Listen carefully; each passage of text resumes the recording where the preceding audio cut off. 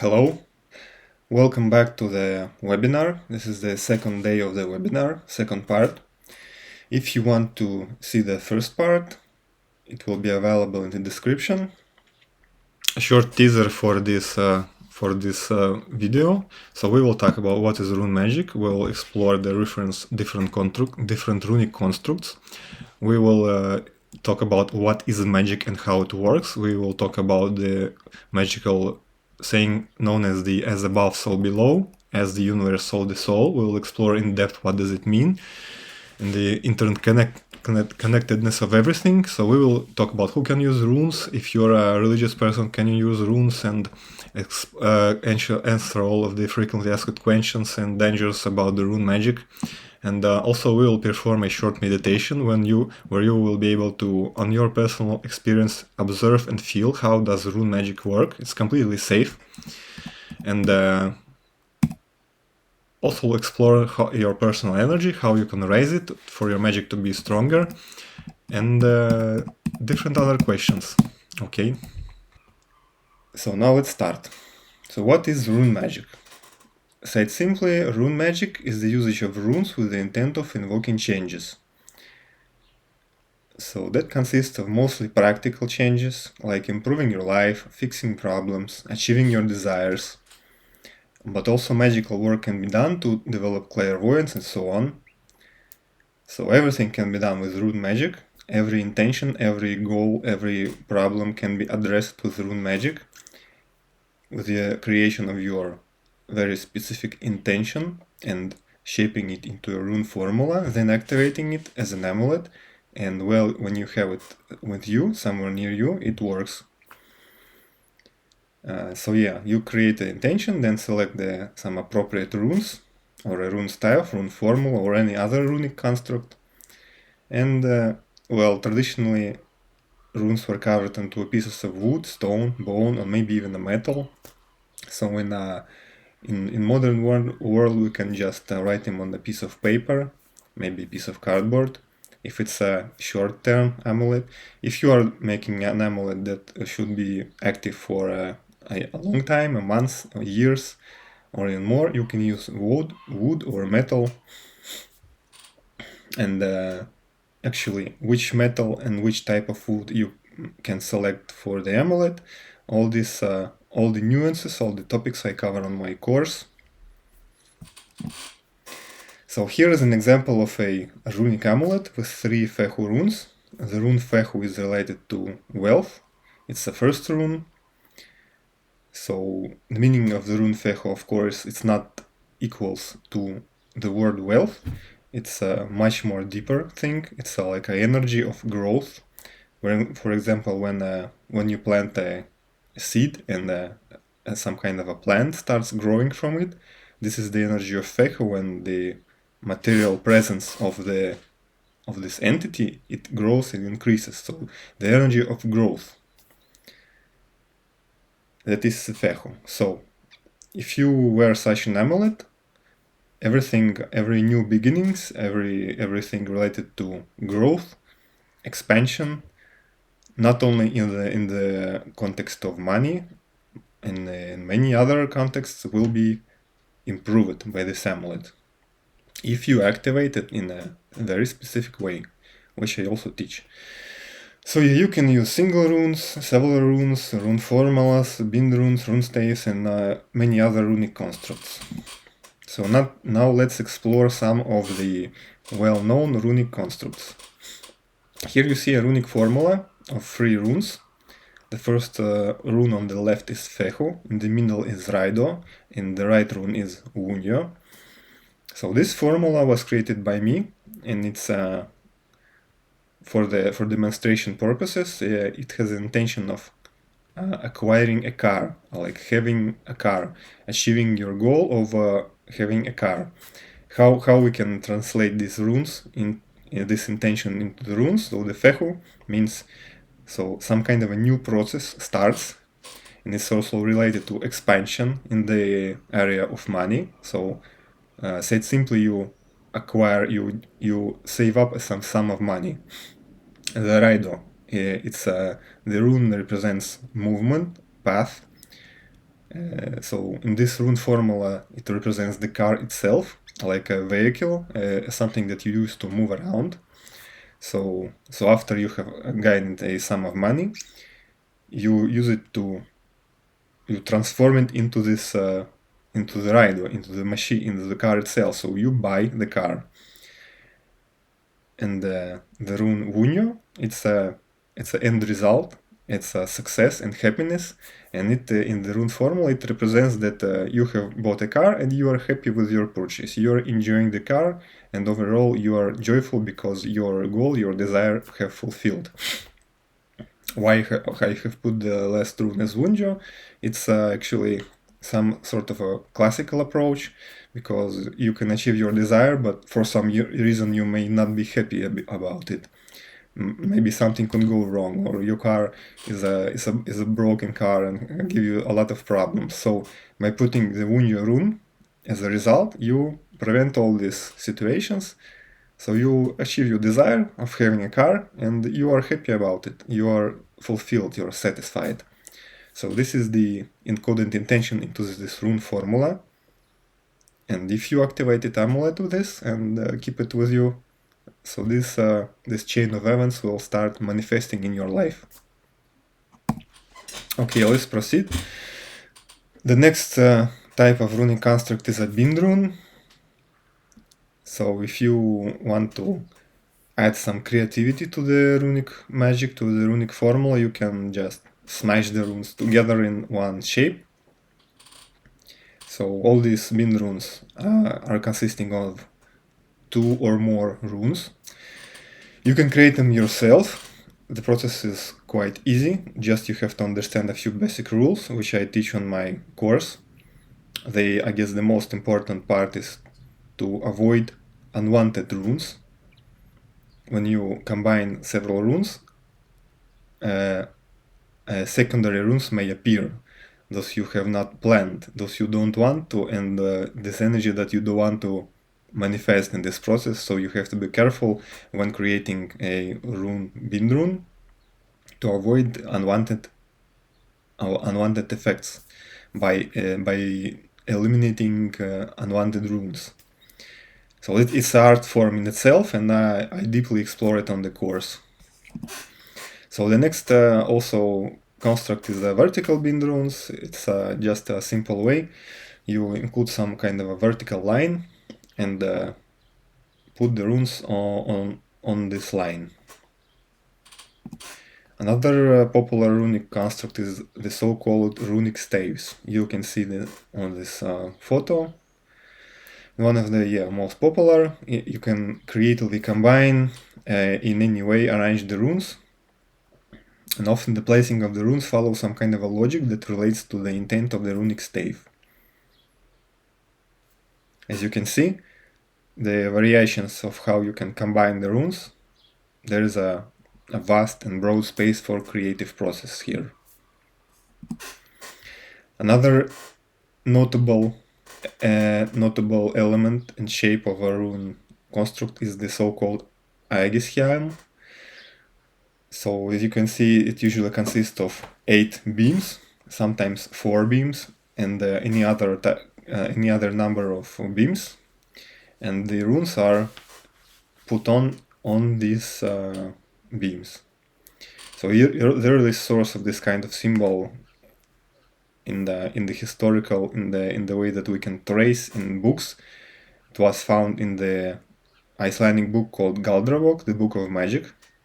So it happened in the year 1600, and an interesting fact is that the Viking Age has already ended by this time. So all these elements, the helm of O that you see on the left, and on the middle you see the popular symbol known as the Vegvizir. So these symbols are actually, they were not present during the Viking Age, so they are kind of not so Viking. So this form of magic is often consists of the rune Algis, or some kind of a similar shape, positioned in a circular motion, often with 8 rays, not necessarily 8, it can be 4, it can be 5, 6, 11, whatever you can think about.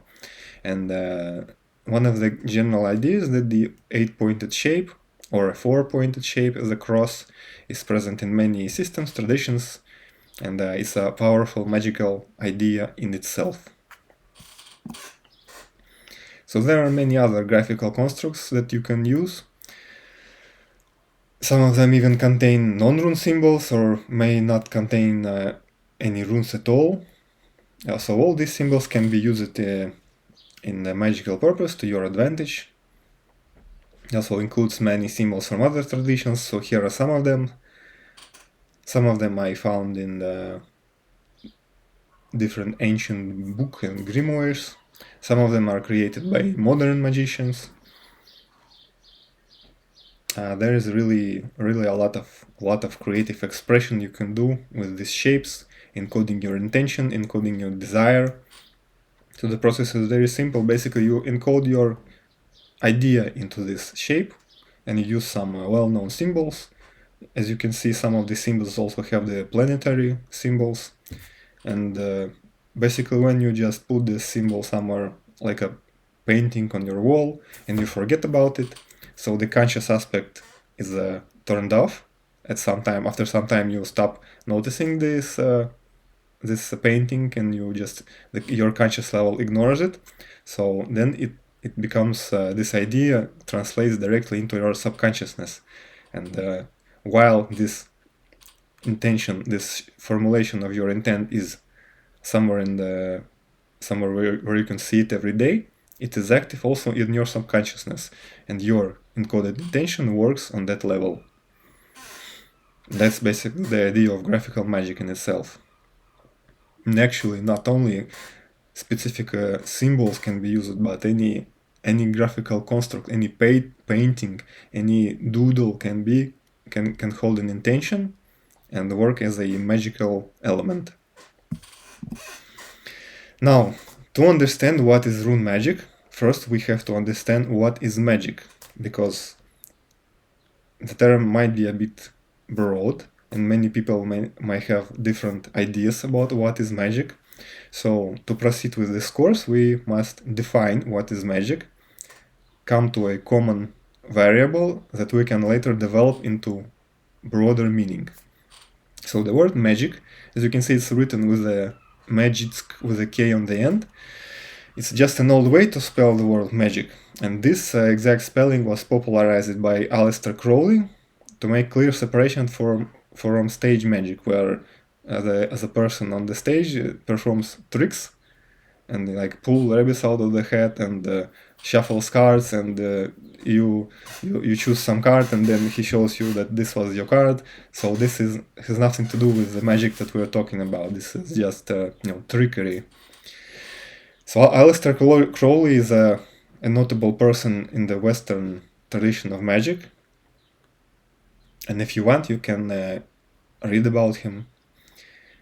His work is related to the Hermetic Order of the Golden Dawn, and there are some very interesting books by him, and also a few movies made from his life stories.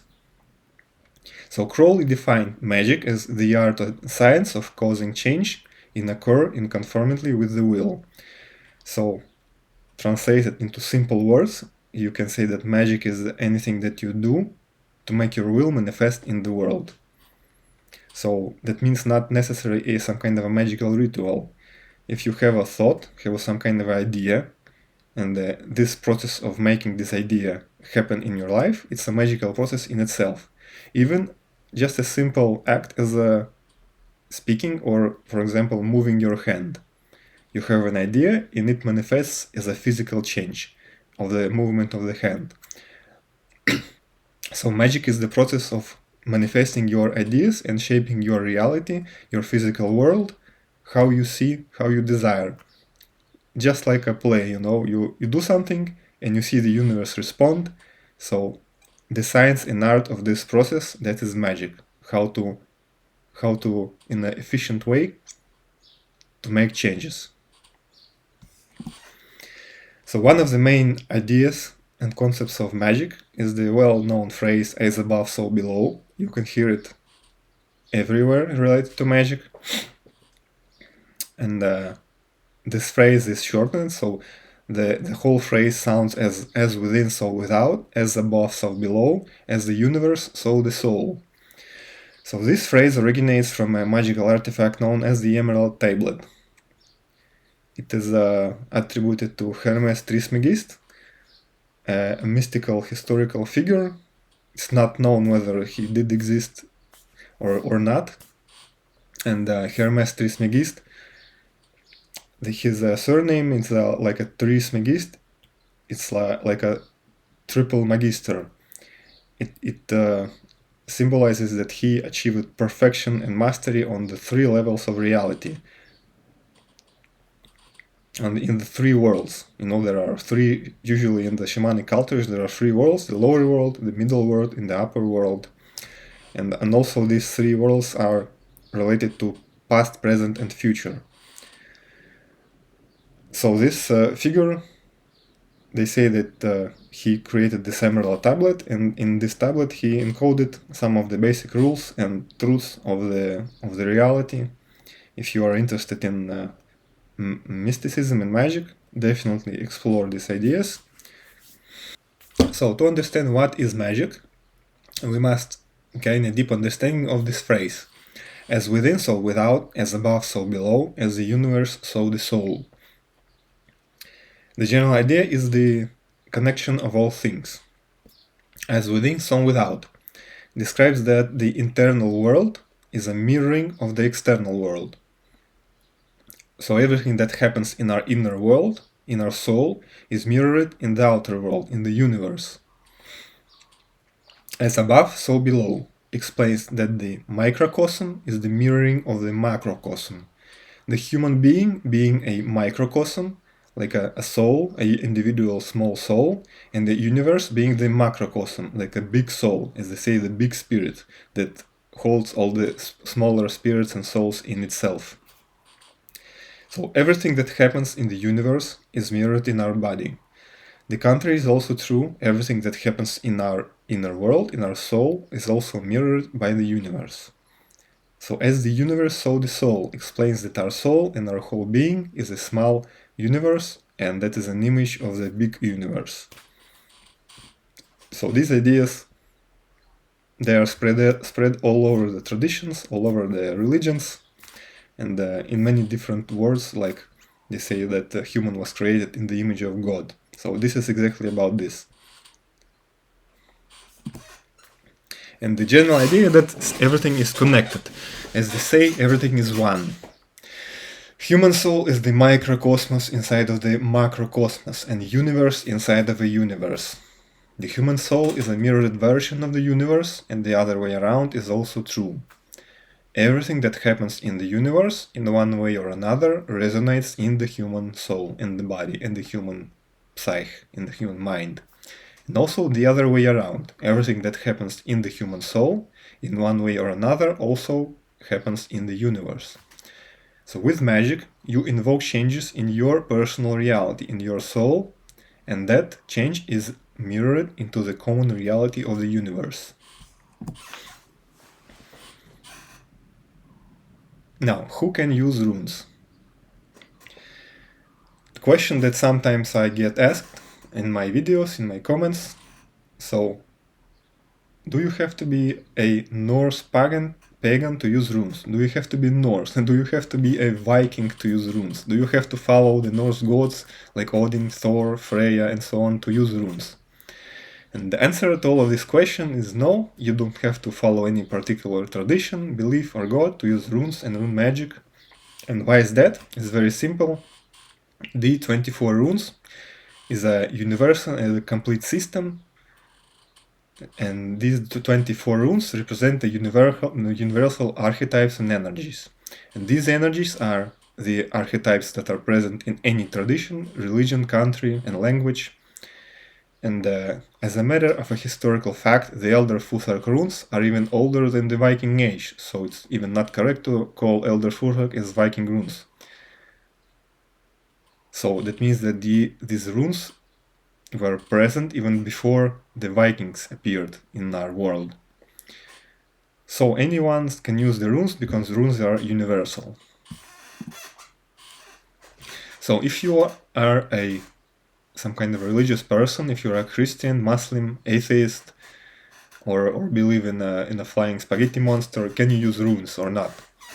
And the actual question is, why do you have this question? Do you have some kind of a fear that prevents you from doing something? And actually there is nothing preventing you from doing anything, from any kind of magic, other than your own fear. It is for you to decide and to bear the full responsibility of your decision. If you are still not sure, you just can use with runes, considering them as universal symbols and, ignoring everything related to paganism and history and Norse gods. For example, the rune Fehu. The well-known translation of it is wealth. So you can have wealth if you're Christian, right? You can have wealth if you're Muslim. You can have wealth if you're an atheist, all right? So just the symbol itself, it's not related to any some kind of a tradition. It's just a representation of this idea of the wealth of energy. Also, you can adapt the rituals and the rune magic and your work with runes to your religion, God, to your belief system, to your faith, and make runes as a part of your religious practice, and also help them. So as far as I know, white magic exists as a part of many popular religions, and actually I have a lot of Muslim people asking me, are runes black magic or white magic? And as I understand, so they are forbidden from using black magic. So yes, you can use runes as white magic for healing, for evolution, for the purposes of divine light. So yes, you can use runes for white magic. So another question is, what if I don't have any inborn magical abilities? And the very simple answer to this is, if you exist, you already have magical abilities, because the presence of consciousness inside of you that looks on this world through your eyes, that is magic in itself. So in modern times, all people have some sort of a magical power in them, especially considering the current stage of humanity, on all the global process of awakening, on the light descending on the planet. Like everybody is a magician or a shaman of some sort in modern times. So yes, there are some very rare cases when you can have some kind of blocks on your magical abilities. They were put there with for some reasons, and maybe it's better to leave them like that. But nevertheless, on my course you can access methods to remove these blocks and exercises to develop your abilities. Okay, another worrying question. So are runes black magic? So understand if runes are black magic or not, we first must define what is black magic. And I will tell you how I understand this question, because there are very many definitions of what is black magic, what is white magic, there's gray magic, there's rainbow magic. So people can come up with different ideas. So I will try to explain what is the most popular, the most widely accepted separation of magic, of any act, into black or white magic. So black magic, people some say it is like an evil magic. It's when you use magic to invoke changes into somebody's reality without their permission. Basically, you try to force someone to do something that you want without caring whether they agree to it, whether you want it or not, and even without telling.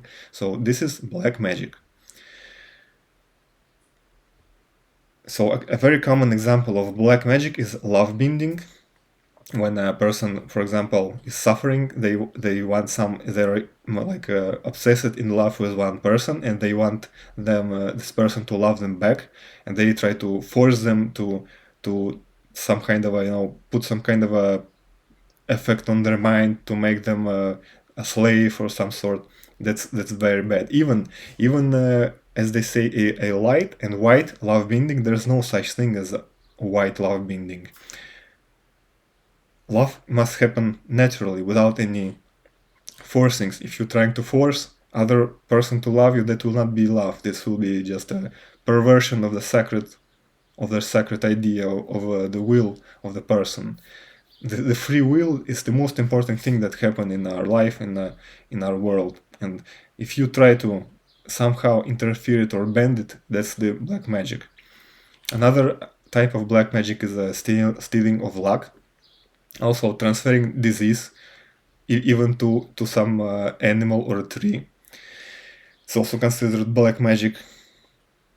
With the transferring the disease to a tree, it's a gray area. So some traditional cultures do it, and they do it in a ritual manner. For example, I know that the Buryat Mongolian shamans, they can plant a tree specifically for this purpose, and then later they transfer some kind of a disease from person to the tree, and then they sacrifice this tree. In such a way, they eliminate the disease. So any kind of mental manipulation and curses and other ways of hurting people, that is also black magic. And also, just when you try to help someone without their permission, this is also black magic. When you see that somebody is maybe suffering in an abusive relationship, and you think that you're doing a good thing, you're gonna I'm gonna help them, I'm gonna end this relationship, and they will be happy. They will see how much better it is without this relationship. So this is black magic. This is evil in itself. So evil in when you try to force your idea into the world, and you must understand that the world is perfectly just. Everything that happens has a reason, and it's not your place to interfere with it. What you can do is work on yourself, heal yourself, and evolve yourself. That is white magic. So now, are runes black magic? So runes are not good or evil. Runes are just a magical alphabet. They are neutral. Runes are just a tool. Like a hammer, you can use hammer to build a house, or you can use a hammer to hit someone in the head. It depends how you use the hammer, so it depends how you use the runes. So if you follow the sacred laws of the universe, you can work with runes as white magic. Another important thing that should be said about black magic is that I am not against black magic. I am not offering you a ethical advice. I am just talking about the tool, about the runes and rune magic as a tool. It's up to you to decide what to do it, how to use it. It's your decision what to do with your life and where to invest your life energy. If you think you should do it, it's only you decide should you do it or not. I'm not putting any rules on this. I'm just offering my experience and how I see this process. We will also talk about doing black magic a little bit later. So now, do you have any questions? So if you have any more questions, you can ask them in comments. Write your question and I'll try to answer it, or just go and start a discussion on the forums. The link is in description. Now let's explore how does rune magic work. To understand how rune magic works, we first need to understand the basic tools of your being. The only actual tool you have is your attention and ability to direct it. And your body has energy. So with your attention, you direct your energy. And the popular saying that goes like this: where attention goes, energy flows. It means that where you focus your attention, towards that your energy is directed. So you direct your energy with your attention. And of course, our world is a battle for your energy. Everywhere you go, there are a million traps for your attention, where it can get stuck and where you can lose your energy. So runes work, and any magic works on this energy, on your personal energy. So you shape an intent with some kind of intent into a runic formula, and then you direct your attention to this rune formula, and your energy, your personal energy, follows into this rune formula. And so the runes become alive because of your attention, because of your energy. While, for example, while you are looking at the rune formula, it is working. When you stop looking at it, it's not working. So with your attention, you tune in on the vibration of the runes. Think of a radio. There are different radio frequencies, radio channels with different genres of music. When you tune to some radio channel, the music is playing, and depending on the genre of the music, your mood is affected. Now, fast, energetic music energizes you and makes you more active, while slow and relaxing music makes you calmer and even can make you fall asleep if you are tired. So runes work similarly. When you look at a rune formula, the qualities of the runes and the intention behind the rune formula is affecting you. When you activate the rune formula with a ritual, you implant the runes into your subconsciousness, so you can remain on this radio channel for as long as you need. So now let's perform an experiment so you can see and feel how exactly this all works. On the next slide I will show a rune Fehu, and we will perform a short meditation. So this is the rune Fehu. So your task now is just to calmly look at it and try to feel how your body responds. Do you feel any sensations in your body? Do you feel any emotions arising up? Maybe you feel some physical sensations like energy or vibration. Just focus on the rune and try to feel it.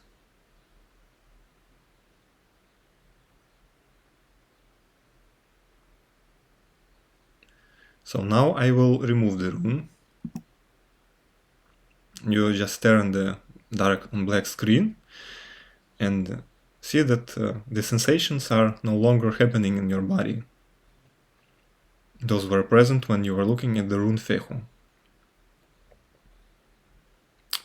So just observe and notice how do you feel and what your body responds with to the absence of the rune Fehu.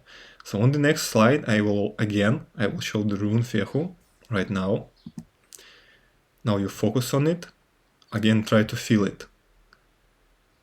Try to feel it and try to observe how your body responds when you are focusing your attention on the rune Fehu. Try to notice what is the difference in your internal feeling. What is the difference between when you were looking at the rune and where there was no rune? This difference, that is the manifestation of the rune of Fehu. If you want, you can just move back a few seconds in the video to look at the black screen and then look at the Fehu rune again to play with this state, with your internal feeling of the rune Fehu. So this is how runes work. Now, if you want to try doing rune magic, you can try activating a rune stave with a simple ritual. You can do it right now for free on my course. It's called Try Rune Magic, and you can go into the description of this video, find the link, and just go and start this course. In this course, you will perform a cleansing, rune magic cleansing operation that will remove some of the negative energy. I explain all the details, how you do it, how you select a runic stave, and how you launch the runes safely for you. So if you want to try it, just go it. It's free. You can do it right now. So another very important variable of rune magic is of any kind of magic, actually of your success in life in general, is your personal energy. Personal energy is one of the main factors that determines the success of magic and the success of the person in general. Will it invoke the desired change, or will the desired result be reached only partly, or not at all? So when performing a ritual with runes, personal energy is what fuels the runes and their ability to make changes. One and the same ritual performed by a low energy person and by a high energy person will bring completely different results. So the question for any student of magic is, how do you raise your personal energy so your magic would be more powerful? And let's explore this question. So every human has a lot of energy generated by them on a daily basis. And the main question is how do you eliminate the loss of energy? So you remember the saying that where attention goes, your energy flows. So your attention moves towards all the things that you pay attention to. And the main principle in increasing your energy is being conscious. Where do you direct your attention? And eliminating unnecessary energy drains from your life. Then your level of energy grows. Another important aspect is negative emotions and thoughts, because it's a very big drain of your energy. You have to cater to your mind like a precious garden. If in a garden of flowers or weed starts growing, you must cut it out immediately before it grows strong. So if a weed has grown strong, then you need more efforts to eliminate it. So negative emotions and thoughts, they just consume a lot of energy. Just on the physical level, you know that the mind is one of the main consumers of the calories from your food. Not sure how much exactly, but I guess about 20% of all the energy spent by body is the mind. So when the mind thinks about something, it is spending energy. And if the mind is thinking about something negative and experiencing a negative emotion, it spends many times more energy. So just by eliminating negative emotions and thoughts, you reduce the loss, a waste of your energy. Actually, on higher levels, you can also eliminate the thought process itself, and you will not spend energy on that almost completely. The yogis do it when they cease the activity of the mind. Actually, one of the main aspects of yoga is in the sutras they say it's yoga chitta vritti nirodha. That means the yoga is the ceasing of the compulsive random movements of the mind. So the mind becomes still and empty, and you are just not wasting any life energy on useless compulsive thoughts. Next thing is to understand that your mind is made from the information that you consume. So the mind is just like your body. Significant factor in the health of your inner garden is what information you consume. If you watch negative news, any videos and dramas that produce a strong emotional response, all that settles down in your mind, in your subconsciousness, and pollutes your beautiful garden of your inner landscape. If you mindlessly scroll social networks, watch low quality content, all that settles down in your subconsciousness. It's almost like you are downloading this useless or even negative emotions inside of your mind, and then it all accumulates there, and just produces a compulsive reaction that spends a lot of energy. You can eliminate it easily by just catering to what you consume. And also your body is made from what you eat. Body is a physical substance, and your mind is a mental substance. So when you consume negative mental substance, that is accumulated in your mind, and later your mind is consisting of all that information that you consume through your eyes, through your ears. Just like your body is made from what you eat. From the food you eat, it becomes your body. So yeah, trash food, fast food, chemical processed food, alcohol, tobacco, drugs, all that reduces personal energy.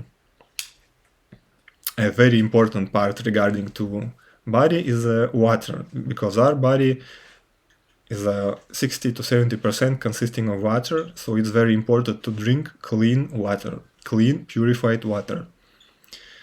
That means you cannot drink tap water. You have to drink clean spring water. Also, it's a good idea to have at least 1/3 of your ration should be fresh fruits and vegetables, not processed in any way. You know, just an apple, just a carrot. Even better if that was grown somewhere around the place that you live, because our body is the genetics of our body are synchronized with the land on which we live on, and the best food for our body is these fruits and vegetables. Those have a similar genetic composition. So as they say in some of the scriptures, the best food is that which grows 1 to 3 days walking distance from where you live. So now let's talk about the dangers of rune magic. Rune magic is a very powerful tool, and that's why it can also harm you if you use it without safety measures. So this is why I share powerful runic staves only on my course, only to the end of my course, after I teach you how to use them safely. So yeah, like a knife, you can use it to cut bread or cut roll, but also, if you're not careful, if you don't know the safety procedures, you can accidentally cut your hand. Just with the rune magic, you can screw up your destiny. The price is very, very big for a mistake. Another one potential danger of runes or any kind of magic is not knowing what symbols do you use. So don't activate runes that you don't understand. Don't activate magical symbols that you don't understand. Don't wear magical amulets that you have no idea about the symbols. And don't make tattoos of runes or magical symbols that you don't understand. They can bring good to you, but they also can bring harm. You must first learn how to understand, and then you can use it. Otherwise, you are just being too irresponsible with your life. So when you activate the runes, you must understand each rune in the formula that you are activating. And to really understand runes, you must gain a deep intuitive understanding of not just memorizing the meaning, not just memorizing the words that are associated with the runes. You must gain a internal deep understanding of the energy of the runes. So this is done by working with each rune for some time until you understand it. For example, you take one rune, for example, Urus, and every day for a week or for 2 weeks or for a month, you meditate on this rune, you work with it, you draw it on yourself, you read about it, and over time it builds a intuitive inner understanding of this energy, of this aspect. Then you can say that you know the rune, and then you proceed to the next rune, and this process takes half year at least. So this is the main process of the main practice of the course of the runes that I offer. It's called the Runic Circle of Power, and it's a very powerful practice in itself, and I will talk about it later on the webinar. Okay, another danger is using some runic staves from the internet. So activating staves that you found on the internet, even if the description says that the rune stave is safe, you don't know what was the intention of the person who created this rune stave.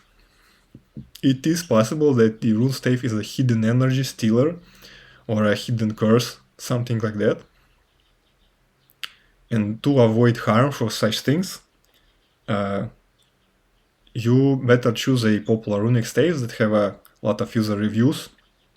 So the runic stave that I share on my rune course, they are exactly such runic staves. They have a lot of positive user reviews. They are tested, and on my rune course I share more than 100 of such powerful and widely tested runic staves. But a thing is that you should not rely on what other people write about this runic stave. You should be able to test it yourself. And I also teach how to use rune divination to see if the if this particular runic stave would be safe for you, whether it will bring the desired result or not, what can be the side effects, and based on that you can make a decision. Do you want this, or do you better choose another one? All that I teach on my course. So another danger of any kind of magic is doing black magic. Important thing is to understand that how magic works is you direct your energy, your personal, your life energy of your body, of your soul, with your attention you direct it into the rune formula. So now if you take some kind of a black evil runic stave with the intention to harm someone else, you direct your personal, your soul energy into this malicious evil intention and construct. That means that yes, the negative effect will happen to someone else, but it will happen through you, because you are the mother of this process. You are birthing this entity with your life, with your energy, and it also affects yourself. There's no way around it. You cannot trick yourself to your way around it.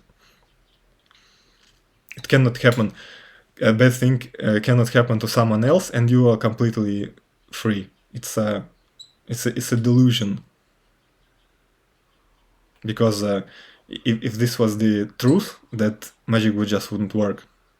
So if you're doing magic, you assume that magic does work, that your actions will have result, and that means that this magic works through you, for your energy. And if the process that you started is a black evil process, it will also happen to you. It will also happen in your life. Actually, I had my time talking with runic practitioners, with magicians who work with people, who work with clients, and even when they do white magic, the white magic also happens in their lives. For example, one woman witch was it was a concrete case that she told me. So she had a client, a woman client. The client was a single woman, and she wanted to find a boyfriend, a relationship. But the runic practitioner, she was a married woman. So she did this runic stave for her client to find a boyfriend. And yes, she did find a boyfriend. And important is to understand what process did she launch. She launched a process that a female and the male are connected and they start a romantic relationship. So this process was also mirrored in her life. Her man found a lover. So this process manifested in her life. So whatever you do with magic, it will happen with you. If you are working with a client, the same process you manifest in client's life, it will also manifest in your life. So you have to be careful, even with white magic. Do you want this or maybe not? Maybe choose some kind of different approach or suggest a different practitioner for this client. Also, another thing is that when you are using magic, and especially rune magic, so there are certain spiritual beings and forces, those govern these methods, and when you use them, you are under close observation of these forces. It's like, when you have an arsenal of weapons, like knives, guns, a grenade, and a child comes in your arsenal room, and he's like, "Ooh, grenade! Let me touch it." And you are very careful. You're observing what is he doing, because it's very dangerous. He can harm himself. And if you see that he's responsible, he's okay, maybe you allow it for some time. But if you see if he takes a knife and starts running with it or trying to poke people, you will take away the knife and you will close this room for a child forever. The same is true for rune magic. So now, the important thing is to use rune magic safely, and on my rune magic course, we do the practice known as living through the runes, is the runic circle of power. So you work with one rune for 1 week and perform certain meditations, visualizations and chanting of the rune vibration, so you are gaining a deep understanding of the rune. Also, you learn how to perform runic divination, so you can check with the runes. You can check the runic staff if it would be safe for you to use. And you, before activating any runic formula or staff, you have to check it, because there are limitations to human mind and logic. You cannot foresee every possible outcome. You maybe think that yes, this will be a good thing in your life, but in reality it can turn out bad. So you have to check everything before activating. And using runic divination, you can do it completely safely and be completely sure and confident that what you're doing is very good for you and very safe. Okay, there's already almost an hour of video, and we will proceed on the next video. In the next video we will explore the philosophical and spiritual nature, why actually people choose to do magic. So we will explore the using your belief as a tool, and we will see, does rune magic really works, and what is the actual process behind the magical process. We will explore money magic, love magic, health magic, and a general blueprint for approaching any goal, desire, or problem with magic, and many other topics. So okay, well, thank you for your attention, and see you tomorrow.